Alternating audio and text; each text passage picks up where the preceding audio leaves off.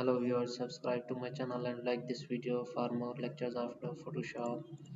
First of all, draw a new shape tool into the screen. Colorization has been updated and we will draw another shape from here with new colorization.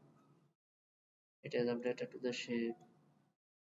You can add and create different numbers of shapes with new colorization. Add the shape tool into the screen, adjust it. Then we will go to the colorization. Select any color from here. Color will be updated to the shape tool.